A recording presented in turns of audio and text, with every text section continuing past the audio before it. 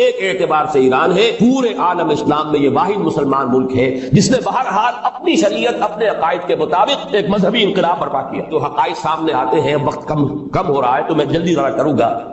ان میں سے نمبر 1 ایران ہے۔ اگر ہم چلتے ہیں عرب سے مشرق کی طرف تو ایران ایک اعتبار سے یہ بازی لے گیا ہے پورے عالم اسلام پر۔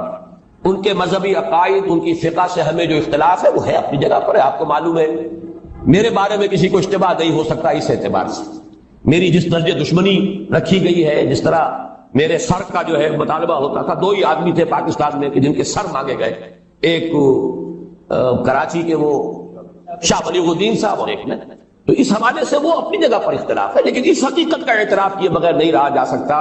پورے عالم اسلام میں یہ واحد مسلمان ملک ہے جس نے بہرحال اپنی شریعت اپنے عقائد کے مطابق ایک مذہبی انقلاب برپا کیا، اور پورے عالم اسلام میں مذہبی سطح پر حکومت کی سطح پر فنڈامنٹلسٹ صرف ایک ملک ہے، یا دوسرا جو ہے تھوڑا سا وہ ہے سوڈان، لیکن اس کی اہمیت اس لیے نہیں کہ وہ کسی عوامی انقلاب سے نہیں بنا، بلکہ وہ تو فوجی انقلاب سے شکل بنی ہے جو بھی بنی۔ اللہ کرے اس میں استقامت ہو، اس سے یقینی کو نتیجہ برآمد ہو جائے۔ خبریں بھی اچھی آ رہی ہیں، لیکن میں تو دنیا کا جو پرسپیکٹو ہے اس کے حوالے سے عرض کر رہا ہوں کہ اس پہلو سے ایران ان کا ٹارگٹ ہے، ٹارگٹ نمبر 1 ایک خاص اعتبار سے۔ ٹارگٹ نمبر 1 ایک دوسرے اعتبار سے ہم ہے، وہ میں بعد میں عرض کروں گا۔ چونکہ حکومت کی سطح پر فنڈامنٹلزم ہے اور وہ آیا ہے ایک عوامی انقلاب کے نتیجے میں، پھر ان کے پاس تیل کی دولت ہے، اس کے خلاف اکنامک سینکشنز بھی ہو جائیں تو اگر لیبیا کھڑا ہو سکتا ہے تو بہرحال وہ بھی کھڑا ہو سکتا ہے، اور نقشہ وہ دنیا کو دکھا چکا ہے کہ لڑا دے ممولے کو شہباز، یہ نقشہ بھی اس نے دکھا دیا۔ یہ ہے ایران کا معاملہ، جو قوت حاصل، جس قدر دولت انہوں نے وہاں جمع کی ہے، وہاں کے جس طریقے سے جکڑ لیا ہے حکومتوں کو۔ فرنگ کی رگے جہاں پنجے یہود میں، ٹھیک 100 سال پہلے علامہ اقبال یہ مشاہدہ کر کے آ گئے تھے یورپ، اور کون دیکھنے والا تھا کہ وہاں کیا ہو رہا ہے، بیہائنڈ دی سین کیا ہے، سامنے کیا ہے، پردے کے پیچھے کیا ہے۔ فرنگ کی رگے جہاں پنجے یہود، اس وقت فرنگ کا امام تھا برطانیہ، یہ وہ سلطنت تھی جس پر سورج کبھی غروب نہیں ہوتا تھا۔ آج وہ فرنگ کا امام امریکہ، افغان، یہ برطانیہ تو اب وہ جو ایک نظم ہے کہ بچپن میں پڑھی تھی، London bridge is going down going down going down, اس کی مثال ہے۔ برطانیہ کی کوئی حیثیت نہیں، ورلڈ پاور کی حیثیت نہیں ہے، وہ تو چھوٹا بھائی اس نے بنا رکھا امریکہ نے اپنا، تو اس حیثیت سے جو ہے اس کی کوئی حیثیت ہے، ورنہ کوئی اور حیثیت نہیں۔ بہرحال ان دونوں میں یہ ہے کہ پیچھے ماسٹر مائنڈ، سازشی ذہن، پلاننگ، اسکیم ساری یہودی، اعلی کار امریکہ سب سے بڑھ کر، اس کے بعد برطانیہ، اور اس میں اصل پروٹیسٹنٹس، ان میں بیپٹسٹ، ان میں اس سے بھی آگے بڑھتے ایونجلسٹ، جن کو کہتے ہیں بورن اگین کرسچنس، جن کو کہتے ہیں نیو کنزرویٹو کرسچنس، یہ تمام اصطلاحات آپ اخبارات میں پڑھتے ہوں گے، ان کو گروپ کرنا۔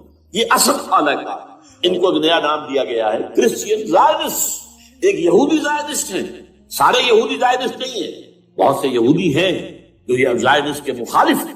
چنانچہ میری ہوسٹن میں ملاقات ہوئی تھی ڈاکٹر وشوگراڈ، بہت بڑا پروفیسر ایمیریٹس یہودی، لیکن یہ کہ اس نے کہا، بڑے اجتماع میں کہا، ہمارا اجلاس تھا وہاں پر، ہم نے جو ہے بلایا تھا ایک یہودی، ایک عیسائی اور ایک مسلمان، تینوں جو ہے وہ تقریریں کریں۔ نے کہا تھا کہ وی آر ناٹ سپورٹنگ اسرائیل۔ اس نے وہ عیسائی جو آیا ہوا تھا پروفیسر، اس نے کہا they are supporting Israel, we are not supporting.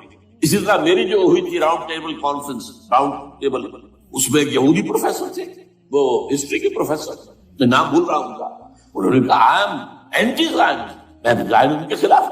تو زائنسٹ جو ہے اصل میں ایک سیکولر یہودیوں کی تحریک ہے، اور اس کے سب سے بڑے سپورٹرز کرسچین زائنسٹ وہ امریکہ میں بیٹھے ہیں۔ یہ ہے صورتحال۔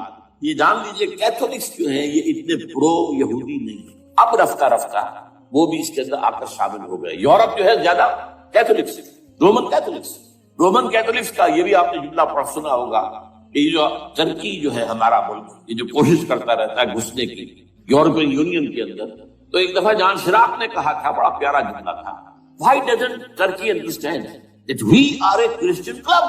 یہ ہماری جو یونین ہے یورپین، یہ جو کرسچین کلب ہے وہ مسلمان ہے، وہ کس وجہ سے آنا چاہتا ہے، کیوں تو خود داخل ہونا چاہتا ہے؟ Why doesn't Turkey understand that we are a Christian club؟ لیکن یہ ہے رومن کیتھولکس، اور ان کا میں بعد میں آپ کو بتاؤں گا۔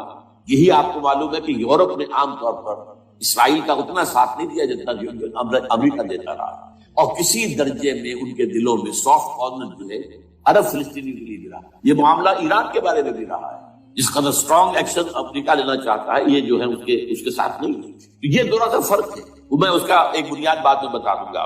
بہرحال ان کا ایک جو ایجنڈا ہے وہ دو سمجھیے کہ دو اس کے نکات ہیں، دو رسیوں کے مانند یہ آپس میں بٹا ہوا ہے. پہلا، عالم اسلام کے مادی اور مالیاتی وسائل خصوصاً تیل پر قبضہ، یہ ان کا دنیاوی اعتبار سے، دولت کے اعتبار سے، وسائل کے اعتبار سے اس وقت ہے ایجنڈا. ویسے تو اس سے اوپر وہ چاہتے ہیں پوری دنیا پر، وہ تو بات کی بات ہے کہ ابھی نہ وہ روس کو چھیڑ رہے ہیں نہ چین کو چھیڑ رہے ہیں. چین تو ان کا سب سے بڑا جو ہے بزنس پارٹنر ہے، سب سے بڑا، اور چین کو رفتہ رفتہ وہ اپنی لائن پر لا رہے ہیں. اب تو صرف یہ کہ وہ ایک پارٹی گورنمنٹ وہاں رہ گئی ہے جو کہ کمیونزم کے دور کی یادگار ہے، باقی ان کی جو اکانومی ہے وہ تو آ چکی ہے اسی رشتوں پر جو یورپ کی ہے، مغرب کی. نمبر 2 ایجنڈا کیا ہے؟ دنیا میں کہیں بھی اسلام کے بحیثیت ایک نظام زندگی ظاہر ہونے کا کوئی موقع نہیں دینا. We have to nip the evil in the bud at any cost. یہ ان کے ایجنڈے کا دوسرا ہے. یہ دو انٹرٹوائنڈ، جیسے آپ لڑیوں کو پٹ دے کر رسی بناتے ہیں، ایسے یہ دو لڑیے. اسلام کا پولیٹیکل سوشو اکنامک سسٹم کا علاج ہے. ہونا جائے آشکارا شر پیغمبر کا، یہ ابلیس نے کنکلوڈ کیا. وہ جو ابلیس کی مجلس شورا ہے، ہونا جائے آشکارا شر پیغمبر. کہیں ایسا نہ ہو کہ پیغمبر کی شریعت دنیا کے سامنے آئے، پیغمبر کا نظام آئے. الحذر، آئین پیغمبر سے 100 بار الحذر. حافظ ناموس زن، مرد آزما مرد آفری، یہ معاشرت کے نظام ہو گئے. موت کا پیغام ہر نوع غلامی کے لیے، نہ کوئی فخور و خاکہ نہ گدائے رہنشی، یہ سیاسی نظام آ گیا. اور کرتا ہے دولت کو ہر آلودگی سے پاک و صاف. منعموں کو مال و دولت کا بناتا ہے امین. تم دولت کے امین و مالک نہیں ہو. اور اس سے بڑھ کر اور کیا فکر و عمل کا انقلاب. بادشاہوں کی نہیں، اللہ کی ہے یہ زمین. ان الارض للہ. یہ نظام کہیں نہ آ جائے، یہ ہے جس پہ کہ وہ خطرہ محسوس کر رہا تھا. اور اس کے بعد یہ کہتے ہیں یہ تھا عصر حاضر کے تقاضے. لیکن یہ کہ صورتحال کیا ہے؟ ہونا جائے آشکارا شرع پیغمبر کہیں ہے یہی. یہ معاملہ اس طرح رکھو کہ خود مومن ہے محروم یقین. یہ غنیمت ہے کہ خود مومن ہے محروم یقین. ہمیں اگر کوئی سہارا ملتا ہے تو اس سے کہ مومنوں کو بھی، نام نہاد مسلمانوں کو بھی اپنے اس نظام پر یقین. وہ نماز پر یقین رکھتے ہیں، روزے پر رکھتے ہیں، زکوٰۃ کو بھی جو بھی اللہ تعالیٰ نے جس کو تفویض دیتا ہے، حج کرتے ہیں، عمرے کرتے ہیں، یہ ہے سب. لیکن یہ کہ یہ غنیمت ہے، چشم عالم سے رہے یہ پوشیدہ یہ آئین تو خوب. وہ ابلیس کہتا ہے یہ آئین چشم عالم سے پوشیدہ رہنا چاہیے. یہ غنیمت ہے کہ خود مومن ہے محروم یقین.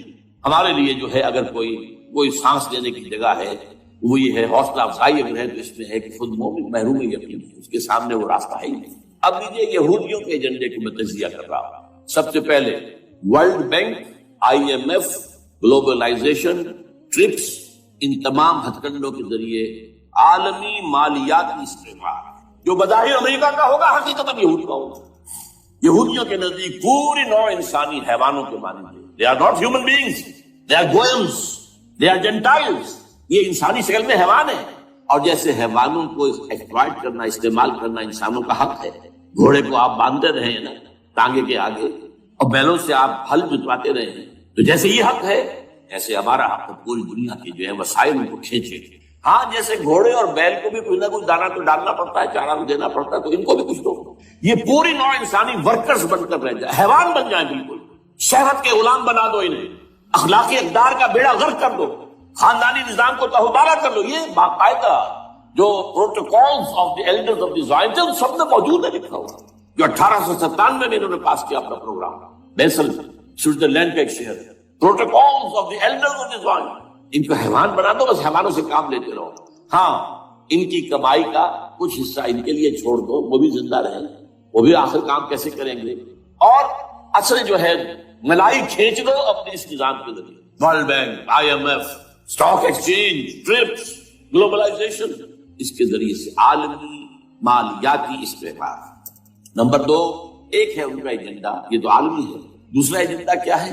وہ لوگ وہ کیا گریٹر اسرائیل کا قیام، جس میں مصر کا سارا زرخیز علاقہ شامل ہوگا، جو ڈیلٹا کا علاقہ کہلاتا ہے، جہاں کے اس وقت کے بادشاہ نے، حضرت یوسف علیہ السلام کے زمانے کے بادشاہ نے، وہ فرعونہ کے خاندان میں سے نہیں تھا، وہ عرب تھا.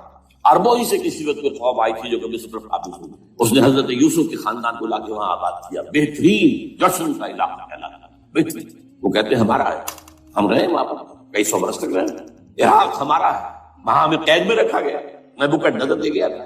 عرب کا شمالی حصہ جو ہمارا ہے، وہاں خیبر میں یہودی قلعے تھے، اور وہاں مدینے کے اندر جو ہے 3 قبیلے یہودی تھے جنہیں محمد نے صلی اللہ علیہ وسلم وہاں سے نکال بار کیا تھا۔ یہ جارڈن وارڈن، یہ ترکی کا بھی کچھ حصہ ہمارا، باقی پورا لبنان اور پورا فلسطین، یہ سب اس کے اوپر بنے گا ایک گریٹر اسرائیل، جیسے لوگ، اور اس کے لیے ضروری ہے ایک بہت بڑی جنگ، ایسے آسانی سے نہیں ہو جائے گا۔ آرمگیڈون، جس کو حضور نے فرمایا الملحمۃ العظمی، الملحمۃ الکبریٰ، بہت بڑی جنگ، جس کی خوفناکی اور تباہناکی کا اندازہ اس سے کیجیے۔ حضور فرماتے ہیں کہ اگر ایک باپ کے 100 بیٹے یا ایک دادا کے 100 پوتے ہوں گے تو ان میں سے 99 ختم ہو جائیں گے، ایک بچے۔ اور ایک جگہ فرماتے ہیں اتنی اموات ہوں گی، اتنی لاشیں ہوں گی کہ ایک نفاست پسند پرندہ جو ہے، جو گندگی پہ نہیں اترنا چاہتا، ایک تو ہے یہ کوے، چیلیں، گرد، وہ تو گندگی کی تلاش میں مردار کھانے کے لیے، وہ تو لاشوں کو نوچ رہے ہوں، وہ پرندہ جو ہے نفاست پسند، وہ نہیں اتر سکے گا، اڑتا اڑتا چلا جائے گا، لیکن لاشوں کا سلسلہ ختم نہیں ہوگا، یہاں تک کہ تھک ہار کر لاشوں پر گر جائے۔ یہ دور نہیں، اس لیے کہ اس پر متفق ہیں یہودی بھی اور عیسائی، پروٹسٹنٹس عیسائی کی پوری طرح۔ آرمگیڈون، جسے آپ 3rd ورلڈ وار کہہ لیں، الملحمۃ العظمی کہہ لیں، الملحمۃ الکبریٰ کہہ لیں، حضور کے الفاظ یہ آئے گا۔ اس کے نتیجے میں گریٹ اسرائیل بنے۔ نمبر 3 پھر بنے گا 3rd ٹیمپل، جو ٹائٹس نے گرا دیا تھا 70 میں، سن 70 عیسوی، جسے گرے ہوئے کتنا عرصہ ہو گیا، 2008 اندازہ کرنا، 1800 کتنے برس، وہ دوبارہ بنائے 3rd ٹیمپل، اور اس کے لیے مسجد اقصی کو گرائیں گے، اور ڈوم آف دی راک، قبۃ الصخرہ، وہاں لا کر پھر اس میں کنگ ڈیونز تھرون لا کے رکھا جائے گا۔ یہ بھی میرے علم میں پہلی مرتبہ اسی ٹرمپٹ کی سارے سے آیا۔ وہ کیا ہے؟ حضرت داؤد کا، آج سے کتنے ہزار سال پہلے کی بات ہے، اندازہ کریں، 1000 قبل مسیح، اور یہ اب 2000 ہو گیا عیسوی، 3000 برس تو ہو گئے۔ وہ کیا تھا؟ ایک پتھر تھا جس پر بٹھا کر حضرت داؤد کی تاج پوشی کی، پھر اسی پر حضرت سلیمان کی تاج پوشی کی، اسی پر ان کے بادشاہ آتے رہے، تاج پوشی ہوتی۔ ٹائٹس نے جب گرایا ہے سن 70 عیسوی میں، یروشلم کو برباد کیا، 1,33,000 یہودی ایک دن میں قتل کیے، ایک دن، باقی نکال دیا، بھاگ جایا۔ اس کو کہتے ہیں diaspora, that started in 70 AD، یہ منتشر ہو گیا، جس کا جہاز سنگھ سمایا چلا گیا، یورپ میں چلے گئے، شمالی افریقہ میں، مسلمان ملکوں میں، انڈیا میں آ گئے، ایران میں آ گئے، سب جگہ وہاں سے نکال دیے ڈائسپورا۔ بہرحال وہاں سے وہ ٹائٹس وہ پتھر لے گیا، وہ روم میں لے گیا، روم سے کسی طرح وہ آئرلینڈ پہنچ گیا۔ آئرلینڈ پیور کیتھولک ملک ہے، آپ کو معلوم ہے، اور وہاں پر پروٹیسٹنٹس کی اور کیتھولکس کی جنگ نہیں ہوتی رہتی، کبھی بھی شیعہ سنی مسلمانوں کی اس طور سے خانہ جنگی نہیں ہوئی ہے جیسے کہ وہاں ان دو عیسائیوں میں کیتھولکس اور پروٹیسٹنٹس میں ہوئی۔ وہ رومن کیتھولک ملک ہے، وہاں سے وہ انگلینڈ میں آیا۔ انگلینڈ میں جب آ گیا، بلکہ وہاں سے اسکاٹ لینڈ سے انگلینڈ میں پھر اس کو ایک کرسی کے اندر اس کی سیٹ کی حیثیت سے بنا کر ایک تھرون کی شکل دے دی، اور وہ جو ویسٹ منسٹر ایبے، برطانیہ کے پارلیمنٹ کے ساتھ جو چرچ ہے ویسٹ منسٹر ایبے، وہاں اس کو لا کے رکھ دیا گیا۔ اس وقت سے برطانیہ کے بادشاہوں اور ملکاؤں کی تاج پوشی وہاں ہوئی۔ تو ایک یہ ہے کہ پھر اس کو لا کے وہاں رکھیں گے۔ اب یہاں سے اختلاف ہے، یہ دونوں، یہاں تک عیسائیوں کا یہودیوں کا ایجنڈا ایک، یہاں اختلاف ہے۔ یہودیوں کے نزدیک ان کا مسیح آئے گا اور وہ وہاں بیٹھ کر پوری دنیا پر راج کرے گا۔ وہ مسیح جس کی خبر دی گئی تھی شروع کی کتابوں میں، جو تورات کی اب ابتدائی کتابیں ہیں، وہ تو حضرت مسیح کی شکل میں آ گئے۔ دی پروفیسی واز فلفلڈ۔ یہودیوں نے نہیں مانا، انہیں تو قرار دیا جادوگر ہے، کافر ہے، مرتد ہے، ولد الزنا ہے، اور اپنے بس پڑھ کے سولی پر چڑھا دیا۔ وہ دوسری بات ہے، اللہ نے کیا کیا، وہ ایک علیحدہ مسئلہ۔ چنانچہ یہ کہ دی سچویشن از ویکنٹ، وہ مسیحا کی جگہ ابھی باقی ہے ان کی، and they are waiting for ہم، تو وہ آئے گا اور وہ یہاں اس تخت داؤد پر بیٹھ کر پوری دنیا پر۔ عیسائیوں کا کہنا کیا ہے کہ در حقیقت حضرت مسیح نازل ہوں گے، سیکنڈ کمنگ آف جیسس، اس کو ہم بھی مانتے ہیں۔ اگر کہ ہوگا کیسے، حالات و واقعات کا کیا ہمارے نزدیک رنگ ہے وہ مختلف ہے، وہ ویسے بیان نہیں کر سکتے۔ حضرت مسیح علیہ السلام کو اس تخت پر بیٹھیں گے ان کے عیسائیوں کے خلاف۔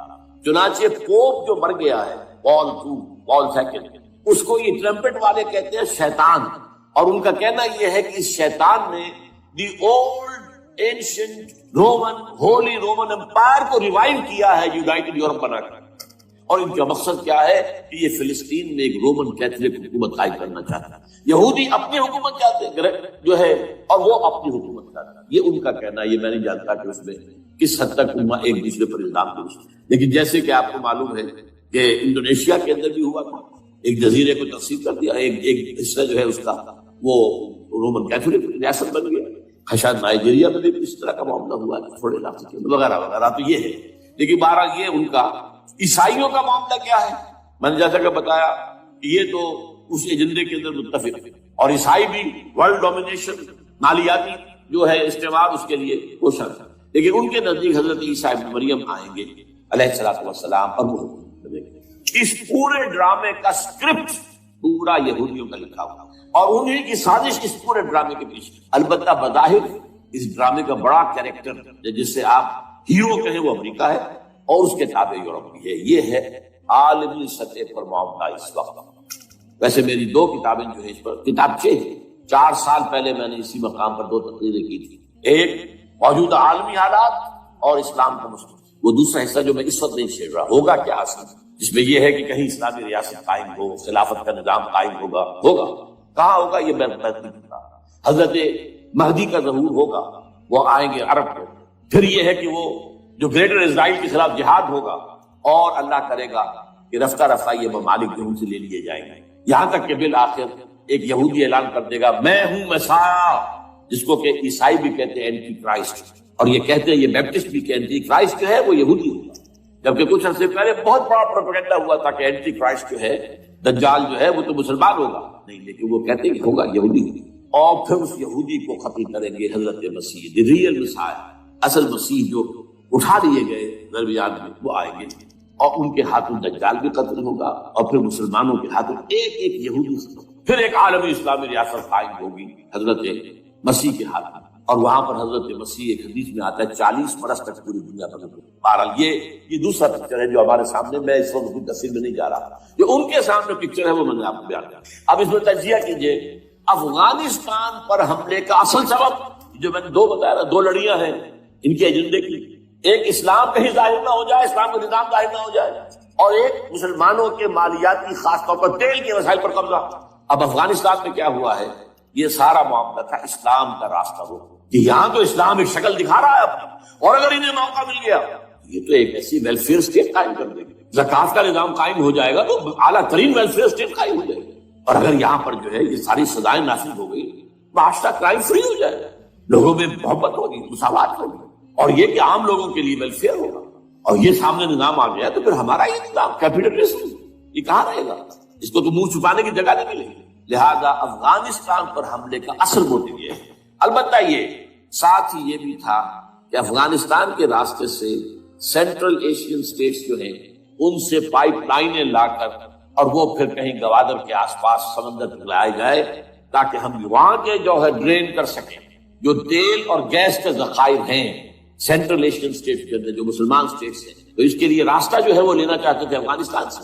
اب وہ جہاں تک افغانستان کا تعلق ہے تو ان کے قبضے میں ہے، جب چاہے کر لیں۔ اب پاکستان کا معاملہ جو تھا وہ جیسا کہ میں نے کہا کہ اس کا راستہ وہ رک گیا، جبکہ انہیں واپس جانا پڑ گیا، لیکن انہوں نے افغانستان میں کوشش کی طالبان کے زمانے میں۔ یونیکول جو ہے ان کی سب سے بڑی جو ہے کمپنی ہے، اس نے مذاکرات کیے، وہ دیکھ کر حیران رہ گئے کہ یہ ان پڑھ، یہ ملے ملاٹے جو ہیں یہ تو بڑے ٹف بارگینر ہیں۔ اس طریقے سے پاؤں جما کر طالبان نے جو ان کے ساتھ مذاکرات کیے ہیں اور ان سے اپنی شرطیں پیش کی ہیں کہ وہ گھبرا کر بھاگ گئے۔ یہ صورتحال بھی تھی افغانستان پر قبضہ کرنے میں، لیکن یہ ہے کہ اصل کیا تھا کہ وہ اسلام کی کوئی شکل دنیا کے سامنے نہ آنا جو ان کا میجر ہے۔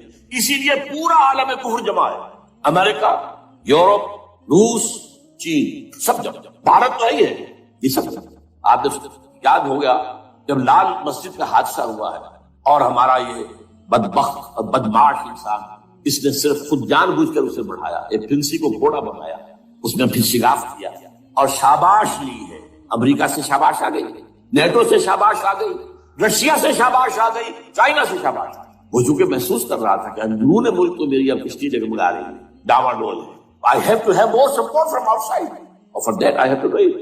کہ دیکھو میرے عین قلب میں پاکستان کے یہ پھوڑا نکل آیا تھا، یہ بنیاد پرستی کا اور یہ شدت پسندی کا اور یہ تنگ نظری کا اور یہ فلاں کا اور یہ دہشت گردی کا، اور میں نے دیکھو کیسے اس میں چیرا دیا، کتنے لوگوں کو ختم کر دیا۔ اچھا اس میں یہ بھی ذہن میں رکھیے کہ افغانستان کے بارے میں یہودیوں کے علم میں ہے کہ حضور کی حدیث کیا ہے۔ حضور کی حدیث ہے یخرج من خراسان رایات سود، خراسان کے علاقے سے کالے جھنڈے لے کر فوجی چلیں گی، لا یردھا شیء، کوئی طاقت ان کو رخ نہیں موڑ سکے کہ حتیٰ تم سبب یہ لیا، یہاں تک کہ وہ آ کے بیت المقدس میں جھنڈے گاڑ دیں. دے نو اٹ، جان لیجیے یہ لوگ پڑھے لکھے لوگ. میں آپ کو ایک واقعہ سناتا ہوں. جب 1967 میں یہودیوں کو فتح ہوئی بہت بڑی، اور پورا یروشلم اب ان کے قبضے میں آ گیا، ایسٹ یروشلم جو کہ ابھی جارڈن کے قبضے میں تھا. تو جب موشے دایان تھا وہ کھانا، وہ داخل ہوا فاتح کی حیثیت سے، تو اس کے ساتھ ایک ربائی تھا بہت بڑا، چیف ربائی یہودیوں کا بہت بڑا عالم، اور وہ رو تھا. تو فتح کا وقت، خوشی کا، رویا. So this is the beginning of the end. یہ الفاظ آئے اخبارات، گویا کہ اب یہ آخری ڈرامہ جو ہے شروع ہو گیا. وہ آخری ڈرامہ انہیں معلوم ہے ان کی تباہی پر ختم ہونا. اس میں حضرت مسیح کے نزول کے بعد یہ ٹرمپٹ والا بھی لکھتا ہے کہ 80% یہودی قتل ہو جائے گا، اور میں سمجھتا ہوں کہ 20% اگر صحیح ہے اس کے بعد وہ ہوں گے جو اب حضرت مسیح پر ایمان لے آئے. باقی 80% ہوں گے اس کفر پر اڑے رہیں گے اور قتل. اسی طرح حضور کی ایک حدیث ہے کہ جب یہودیوں کا قتل عام ہو رہا ہوگا، اگر مسلمان قتل کریں گے تو اگر کسی درخت کے پیچھے یہودی چھپا ہوگا تو درخت پکارے گا، اے مسلمان، یا عبداللہ آؤ ادھر، یہ میرے پیچھے یہودی چھپا ہوا، قتل کرو. کسی پتھر کے پیچھے چھپے گا تو پتھر بولے گا، سوائے ایک درخت غرقد دے گا. غرقد یہودیوں کے درخت سے وہ پناہ دے گا. اور آج اسرائیل نے سب سے بڑی پلانٹیشن غرقد کی. اسی لیے افغانستان، خراسان، یہ افغانستان کا ہارٹ ہے افغانستان. اور یہ بھی جان لیجیے ہمارا جو مالاکنڈ سے اوپر کا علاقہ ہے یہ بھی خراسان کا حصہ ہے. اولڈ خراسان، جیسے گریٹر خراسان کہا جاتا ہے اس کی. ایک میں نے ایرانی سے پوچھا تھا اس کے بارے میں، تو اس نے کہا خراسان ہمارا ایک صوبہ ہے. میں نے کہا وہ تو مجھے معلوم ہے، جس کا دارالخلافہ مشہد ہے اور یہ ان کا مقدس شہر ہے، وہ تو اسے مکے کی طرح سمجھتے ہیں. بہرحال میں نے کہا میں پوچھ رہا ہوں پرانا خراسان بزرگ. تو خراسان بزرگ کا انہوں نے بتایا پورا افغانستان اس میں شامل ہے. اور پھر یہ اسٹیٹس جو ہیں سینٹرل ایشین اسٹیٹس، اور ایران کا ایک حصہ اور پاکستان کا ایک حصہ، یہ جو مالاکنڈ ہے. اور یہ بڑی معنی بات ہے کہ وہی مالاکنڈ سے تحریک چلی ہے جو اصل تحریک ہے طالبان پاکستان، وہ سوات سے تھے. بہرحال اس وجہ سے، اس پہلو سے یہ جو ہے افغانستان پر حملے کا سب سے بڑا سبب وہ تھا. ابلیس جن ہے، جن انویزیبل ورلڈ سے تعلق رکھتا ہے، غیر مرئی جو نظر نہیں آتا. فرشتے انویزیبل ورلڈ سے تعلق رکھتے ہیں، غیر مرئی جو نظر نہیں آتا. یہ ہم جو ہے اور یہ حیوانات دنیا میں جو ہے یہ مرئی ویزیبل. آج کا عام ذہن جو انسان کا بن چکا ہے، سائنٹزم جسے کہا جاتا ہے، سائنسی نقطہ نظر، اس کا عام لوگوں پر بھی اثر یہ ہوا ہے کہ جو انویزیبل ورلڈ ہے اس کی باتوں کی طرف توجہ نہیں کرتے. ہاں عقیدہ تو ہے کہ ہے، جن بھی ہے، فرشتے بھی ہیں، لیکن کوئی ان کی اہمیت ہماری نگاہوں میں نہیں. ساری نگاہیں مرکوز ہے visible world, physical world. Meta physics کا تو مضمون بھی اب سمجھ رہے ہیں کہ ختم کر دینا چاہیے. یونیورسٹیز سے فلسفے کے ڈپارٹمنٹ ختم ہو رہے ہیں. کیا ضرورت ہے اس کی؟ اصل شے یہ دنیا ہے، یہ عالم ہے، یہ کائنات ہے، یہ مادہ ہے، یہ حیات انسانی، حیات دنیاوی ہے. اس پر میرا جو مارکت الارا مضمون تھا 1967 کے جون میں جو چھپا تھا، اسلام کی نشرت ثانیہ کرنے کا اصل کام، کہ جو عہد حاضر کی جو تہذیب ہے اس کے 3 بنیادی اصول کیا ہیں. خدا ہے یا نہیں ہے چھوڑو، اس بحث پہ نہ پڑھو. کائنات تو ہے نا، مادہ تو ہے نا، روح کوئی شے ہے یا نہیں ہے کیا پتا، کسی نے دیکھی نہیں آئی. لہذا اس کے بارے میں گفتگو کا فائدہ کیا؟ وقت کا سیاح. عالم آخرہ کوئی ہے یا نہیں ہے کیا پتا، کس نے آ کے بتایا مرنے کے بعد. لہذا اس بحث میں نہ پڑھو، یہ عالم دنیا تو ہے نا، اٹس ویری مچ پریزنٹ.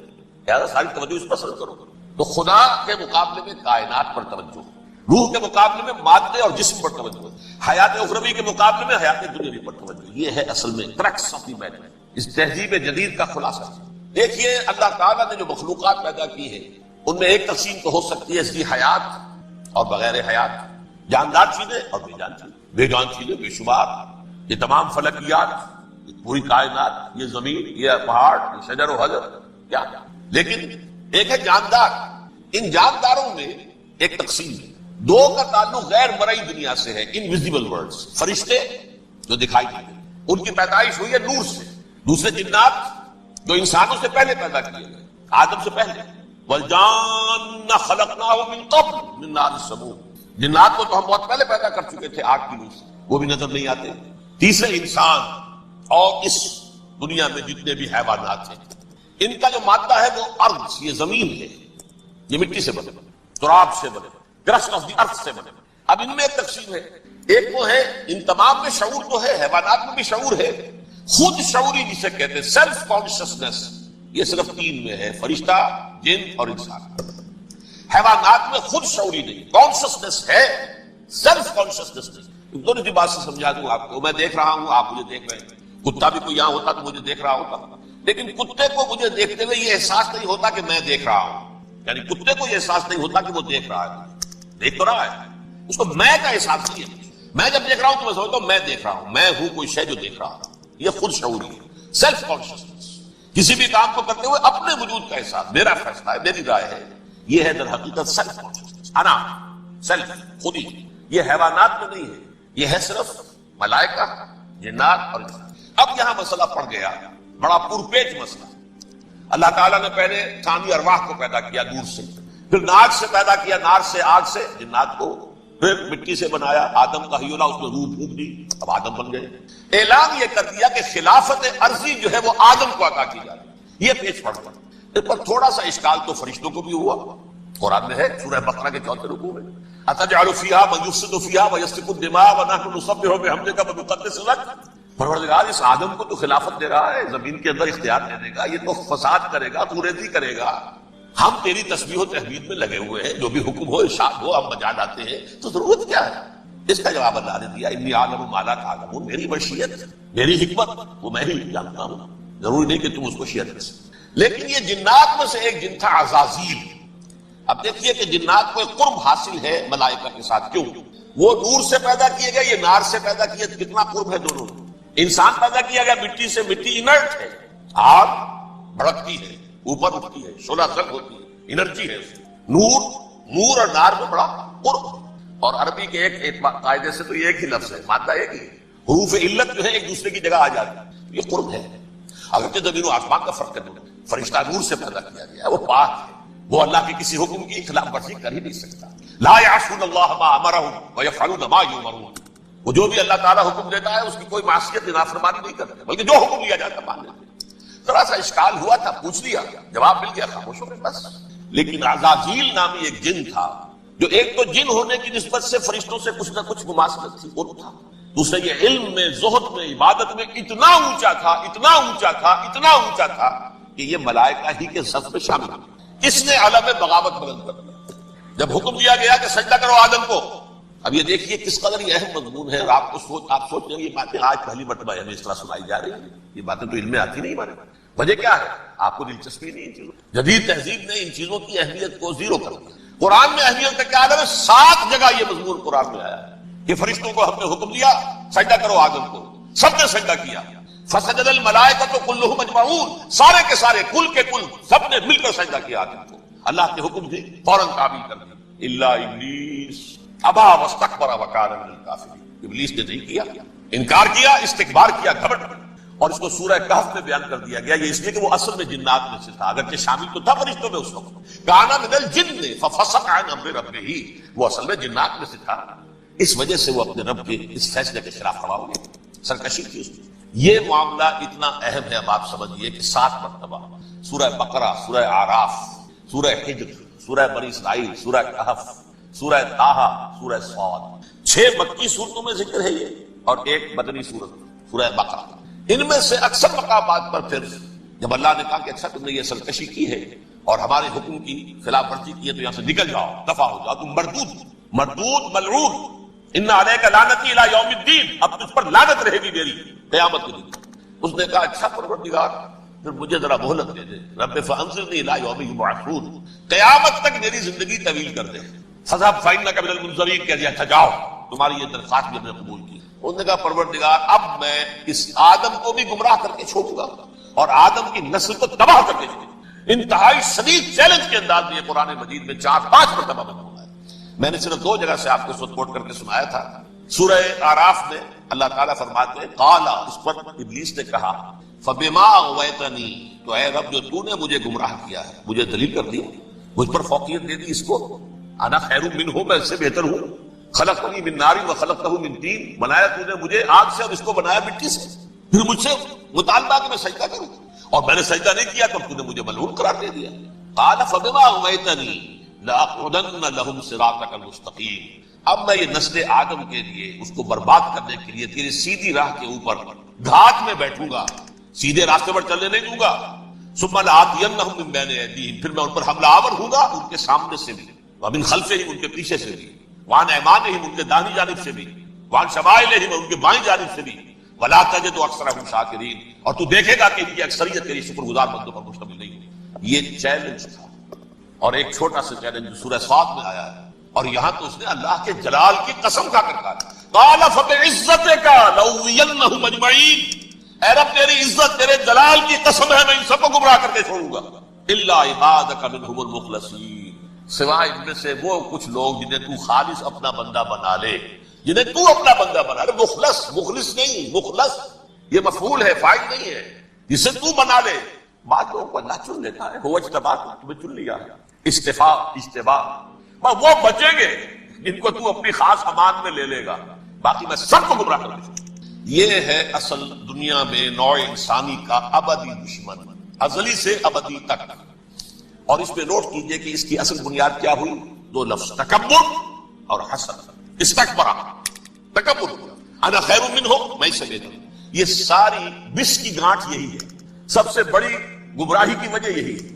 اسی لیے کہا ہے حدیث میں لن يدخل الجنہ من کان فی قلبہ مثقال حبۃ من کبر، جنت میں ہرگز وہ شخص کبھی بھی داخل نہیں ہو سکے گا جس کے دل میں رائے کے دانے کے برابر بھی کبر۔ تکبر سب سے بڑا ہے۔ الکبر ردائی، اللہ فرماتا ہے یہ تکبر یہ تو میری چادر ہے۔ کوئی شخص تکبر کرتا ہے تو وہ میری چادر گھسیٹ رہا ہے میرے کندھے سے۔ عرب میں کسی شخص کی توہین کرنی ہوتی تھی تو اس کی چادر گھسیٹتے تھے، ننگا کر دیا گیا، یہ میری ردائی ہے، الکبر ردائی، یہ میری چادر ہے، یہ جامہ مجھے زیب دیتا ہے، مجھ پر راستہ ہے۔ اور حسد، آدم کو جو برتری عطا ہو گئی اس حسد کی آگ میں وہ جل رہا ہے اور اس کا انتقام لینا چاہتا ہے۔ آدم سے بھی، آدم کو بھی گمراہ کیا، جنت سے نکلوایا، ویسے نکلنا تو انہیں تھا ہی مشیت عزتی میں، لیکن فوری طور پر اللہ کے حکم کی خلاف ورزی تو کروائی نہیں۔